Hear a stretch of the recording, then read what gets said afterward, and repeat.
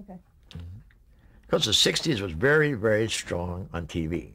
I mean, we had the opportunity to create cars for the shows.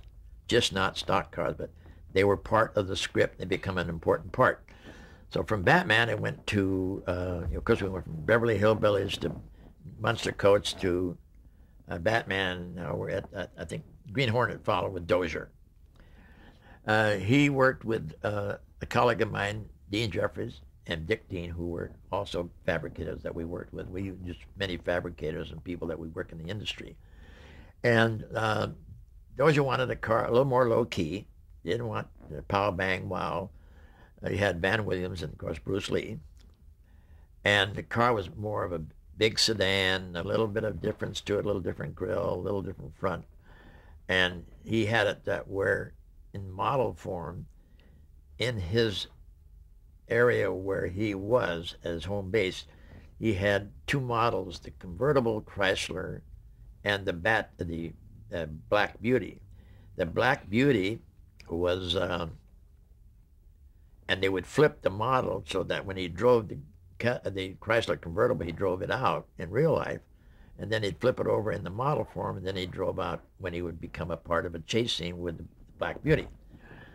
The Green Hornet was a show or a cartoon also that was already established without this car.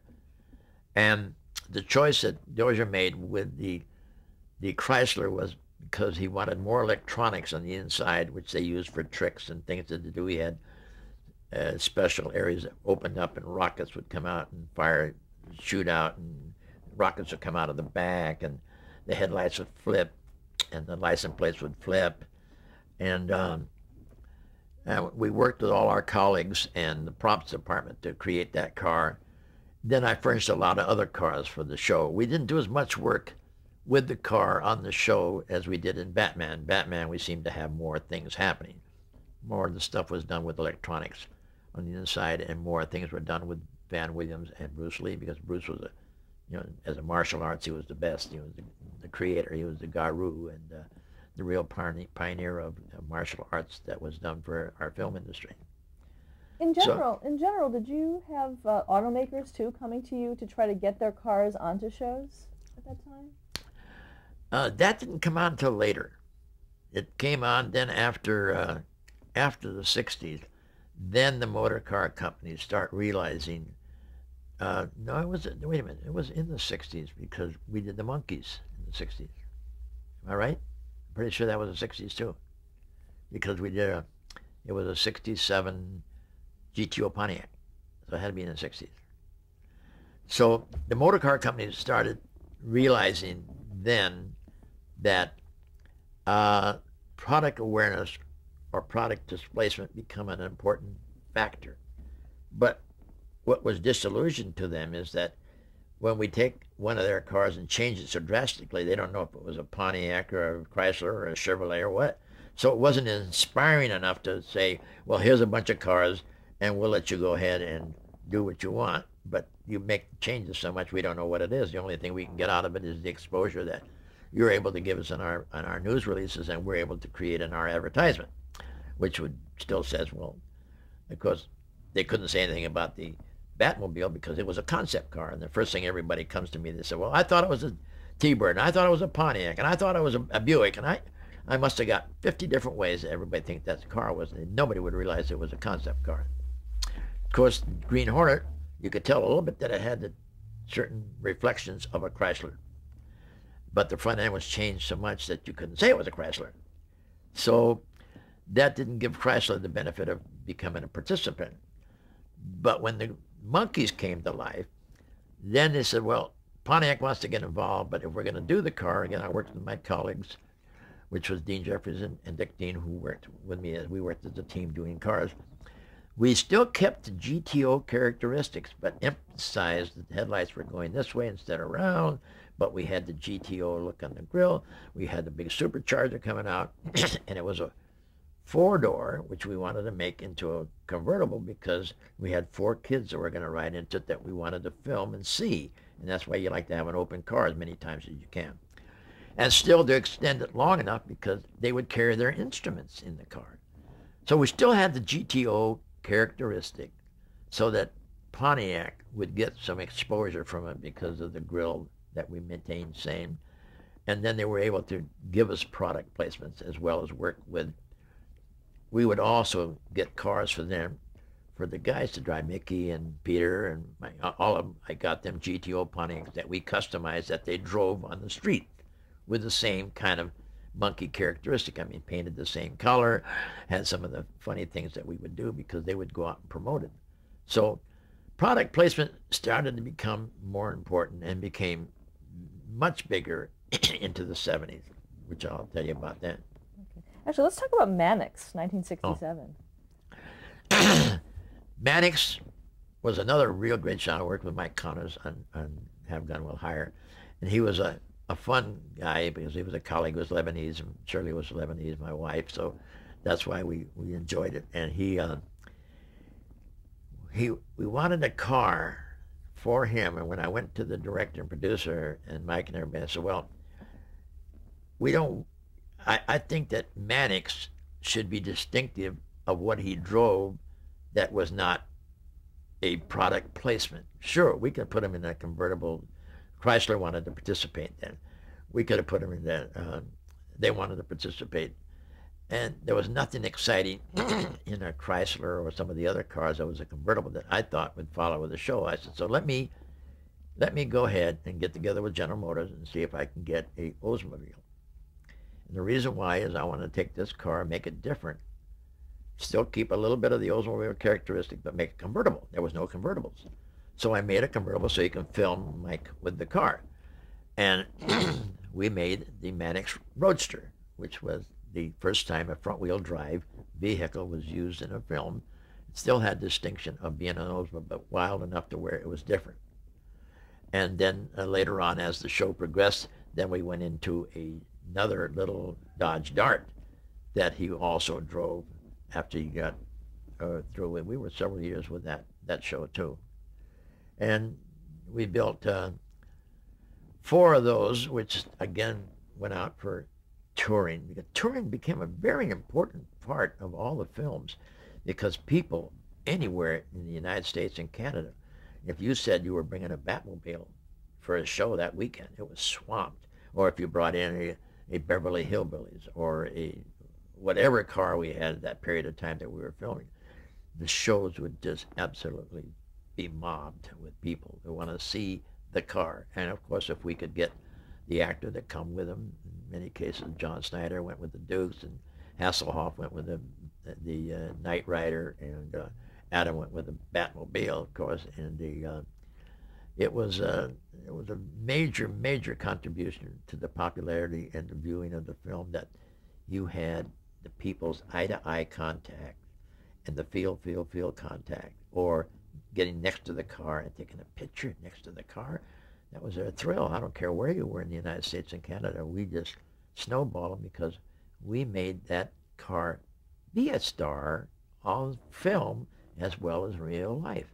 So it was the same popularity, the things that made it happen, that was important to the viewer and for our film industry, because that kept it into the limelight. In the late 60s, you also worked with Sid and Marty Krofft. Sid and Marty, when they came to me, of course, they had the puppets, and then they had I think we worked on Puffin stuff. We created that little fire engine, and we designed the little fly thing that the witch had, and building the little fire engine with Jack Wilde, we came closer with Sid and Marty. Of course, Sid and Marty, they're countrymen too, they're Greeks. And when they went into doing the little doom buggy, which was that hot little buggy where the eyes moved, and then the Bugaloos came, the real hot part, where I took one of my buggies and I had wings that flapped and had 4 seats so that the Bugaloos can sit in there, and the wild-looking paint configuration. It added a tremendous amount to the show, as well as we had little buggies that they rode, little bicycles, little mini bikes with the Bugaloos. So we became very close with the Sid and Marty group because of the fact that the cars became a synonymous part of the script, of the people, and the stars that played, and he was able to write it into the script to do more work. So that was important to him as well as it was to us because we were able to again elevate the automobile part of that shows and their shows. So let's now go to the 70s. Okay. 70s was a tough was a tough decade because at the 70s was when the government brought in this gas crunch, downsize your car, downsize your engine, no more performance, no more big engines. Does this rubbing like this be picked up on your We're okay. all right? The 70s became a problem because the government went into downsizing their engine, downsizing their cars, making them look smaller, bring in the imports, get rid of the American manufacturer. They built too many big cars. Of course, one thing you got to know about the American public is when you tell them you can't have something, that means they're going to want it a lot more. So what did they do? Every Cadillac dealer in the United States came to me to coach, built Cadillac Eldorados, limousines. I was swamped. I made Cadillac convertibles. I made Cadillac half-top Del Caballeros, radiator Rolls-Royce grills. I was swamped building cars for the public and for the Cadillac dealers and General Motors. Of course, I guess in television we went into 70. We did the Starsky was in 70s. Yeah, let's start with the Partridge Family. That was probably the first one out. I become friendly with mirror name, I'm forgetting. Shirley Jones? Yeah. I mean, I'm thinking Marty and Shirley, you know. I became friendly with Shirley Jones because we were doing something else on a promotion, and she had this family thing, and I said, well, we were able to, she had the school thing going, and I was able to do some paint work, not close to the show, not being involved with the mechanics of the show, but as the show progressed, I was able to encourage the props and the people, the director, to make the Partridge bus wild in colors rather than like a school bus, to make it more inspirational and make it a part of their show that become inspirational, and which the Partridge bus did become a major part, as well as the studio props did some paint work, and we did some paint work, and there was a combination. It was a team. The studios and all of us, we do work as a team. It's not just one person. It's not just me, not just the director, not just the producer and the star. We know it's all a team. I mean, you got the art director, the prop, the grips, the gaffers, every one of us, electric guy, everybody's got to work together, because if you don't do it together, then you find out you got little problems that you all try to make it look better. If you don't have the light in the right place, it's not going to enhance your filming. If you don't have the car do a certain thing, we have the stunt guy do a certain thing, and the camera guy is not able to catch it if he cuts off half the car and we lose it in the jump. That means team efforts is really important, and I enjoy working with the production people because we all get into the huddle and we get on that big oblong table and we start doing this, we thrash out this, and I can do this, I can't do this. No, it's going to hurt the car. It's too expensive. So that's the important thing that you have to do. Now, the Partridge Family bus, how did that sign on the back come about? The Nervous Mother, do you know? That was done by the director and the prop department. It was not done by myself. No, I just encouraged it multiple colors. Oh, you also worked on MASH. MASH was, the only thing I did with MASH was really provide military Jeeps with different colors, and nothing other than anything dramatical other than the relocating colors and different equipment that went on that on the Jeep. What about the one movie, not a TV show I did? I do it with God, the Greek guy. He's on the wall. Telly Savalas? No, he died at 52 years old. His wife was part of the show. He was in the desert. How about Bearcats? When did we do Bearcats? Bearcats was with. Let's do Bearcats right now. I'm trying to think of the two names. Too big. It wasn't. Come on, George. Bearcats. Two big names, and one guy. Geez, I think one guy's really in with a SAG. Now Kent McCord isn't Kent way up in the SAG organization now? I think. Jesus. We can look that up after. I like to bring out because the Bearcats was a very interesting show. So we used a 1914 Bearcat. Come on, George, think. Can you shut that off for a minute? Your camera. It was a very interesting. Pardon. Okay. Ready now? Mm-hmm.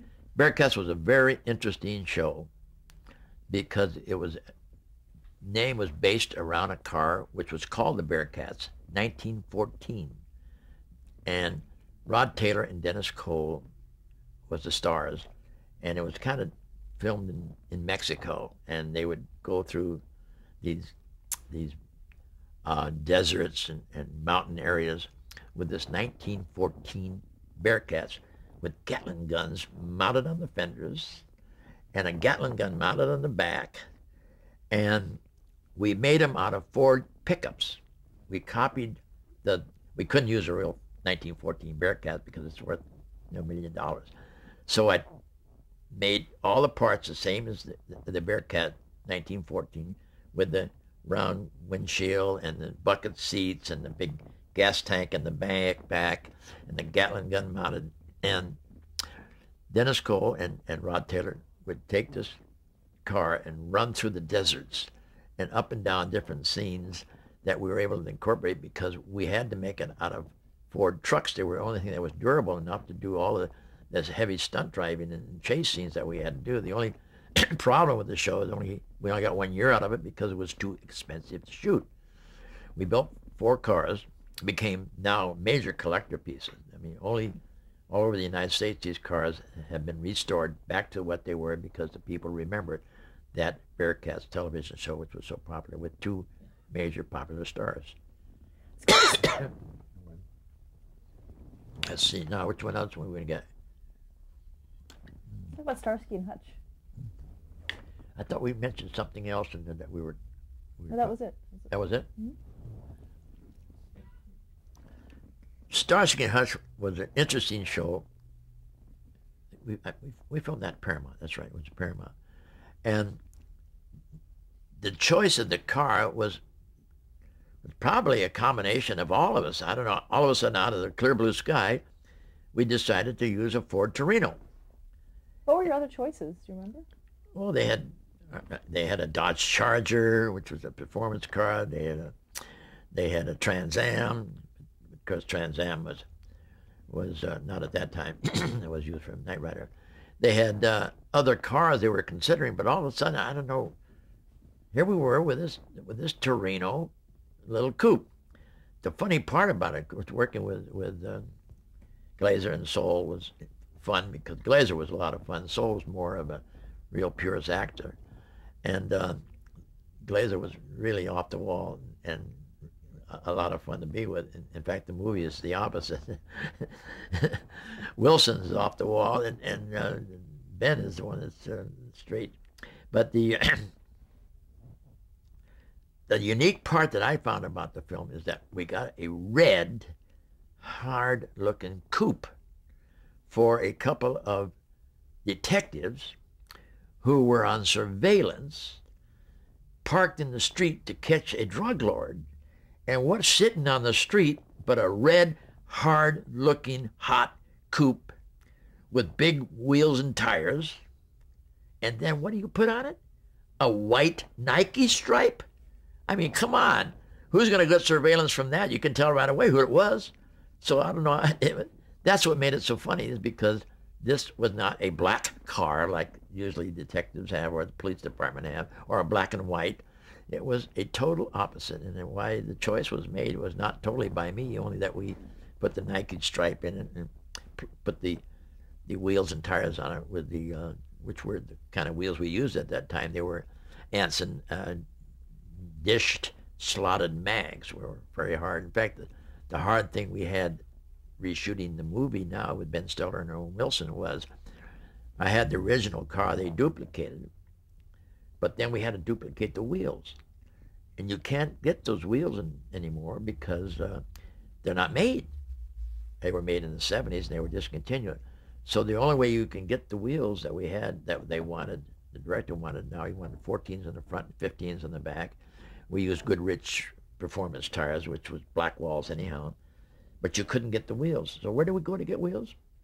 Swap meets. Transportation department had guys going out to these different swap meets to pick up the different wheels and tires. Of course, Jim Walsh and Ray Claridge was also team members on that, where we all built different cars that were used because we needed more than one car. And if you see the movie, it was just as funny as the TV show, and of course the cameos with Glazer and Soul coming back, and the tricks that the car did was just hilarious. I enjoyed being a part of both the TV and the film. How many of the original Starsky and Hutch cars were there? I think there was about 5. I ended up with 3. And of course, there must be 105 out there because every time anybody's bought a Torino, it's going to be a Starsky and Hutch. I mean, it's going to be a red car with a white Nike stripe. I don't care where you go, you're going to find more Starsky and Hutch cars than in any other place. Talk a little bit about your work on Fantasy Island. Fantasy Island with Ricardo Montalban. Ricardo is a groovy car guy, and he's a groovy car guy to work with. We did his personal cars. He had a Lincoln, and we customized it for him for his street car. And what we got involved was changing the station wagon around that he was driving in Fantasy Island, making it kind of like an open beach type, but not really a beach type, and still being probably a motor car. And that's why it got the illusion. And it was a combination of the art directing guys and my input was, this is supposed to be a beach thing because they film around that type of a premise. And of course, the little short guy, we had to have a little one for him too. And that was a little go-kart type thing that he also drove on the scene. But I enjoyed working with Ricardo. He's always been a very close friend, and we did a lot of, like I say, a lot of the celebrities that we do films with, whether it's TV or motion picture, you'll find out that they become involved with their personal cars to do different things that they like. After all, your personal car is an expression of yourself.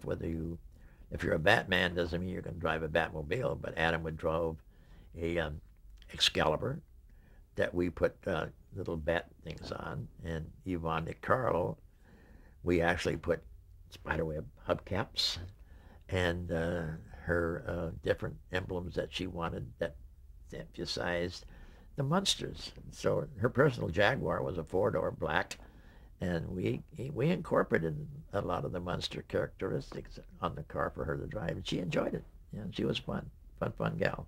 Talk a little about your work on Chips. Chips I worked with because basically they were really the stock police motorcycles anyhow, and they were done. The only thing I did on them is we did shows where we brought other cars in, and we did work on the bikes, and I ended up with a couple of the bikes that we finally sold. And still to the day, we do several things with them.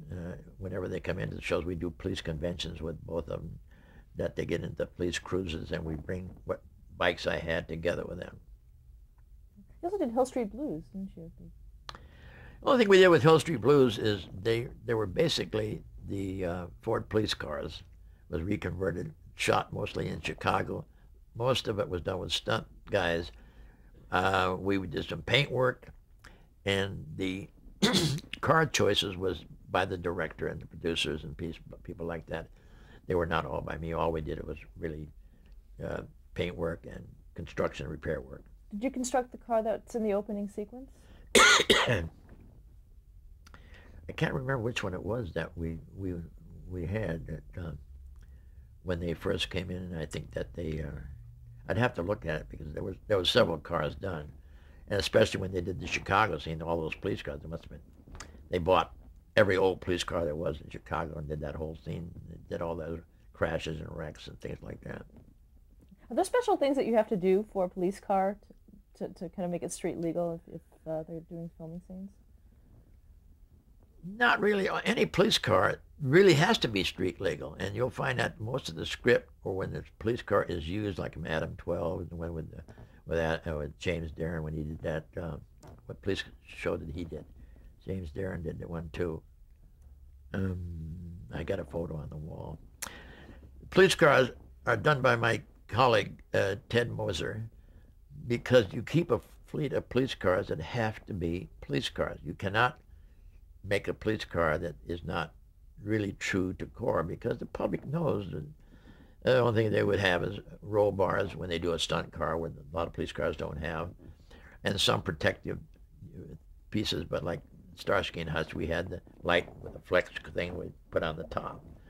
But you'll find out most police cars, the investigation and the interrogation is done that they're authentic, and they might be used as a different car, but I don't care where it is. They'll do the study that if we're shooting in New York, it's got the right identification. If we're shooting in Los Angeles, it's got the right identification. You're shooting in Texas. Any place that has to have a police car or an ambulance, they will be authentic to what is conducive for that part. And that's the study that we have to do in providing all those police cars, which cinema cars and many other car people that do furnish cars like Ray Claridge and all of them, as well as Ted Moser and all of us that we work together with. We will assist in any way they need to do if they have to do certain stunt things where we have to put roll bars and do drive-away cars. Talk about Knight Rider, 1984. Knight Rider was an interesting show. It came to me secondary. It was already started, and the production guy, Ron Martinez, he came to me and says, we got this Knight Rider show, which we saw, and I think they were into one season. Am I right with that? Second season. Huh? I think second season when you came in. I think I forgot which one exactly when it was. But the car they had was designed by a young art center designer who in turn had blocked off front ends and different inspirations and different dash components. And when they came to me, they said, George, we got to upstage, high-tech the Knight Rider. We got to have it where the front end doesn't collapse, doesn't get smashed, and a little more electronics, a little more tricks, things that we can do that we can add to the script. So I would build a rubber nose, and so that when it did jumps, with our stunt guys like Andy and Jack Gill and all the gang, that it wouldn't smash up the nose, it would collapse the nose, but you can pop it back out. And we made it open. Of course, the premise of the show was kind of a takeover of My Mother the Car, because it did talk and it did do all these funny little things. So it was just an upgrade into several years later of another show that was with Ann Southerner. Of course, the voice from Knight Rider was the prominent part that came out of the dash. But the more I got more involved with it, the more we did other things. Now we had to have a Knight Rider that became a pursuit car. Actually, let's stop here to change the tape. Okay.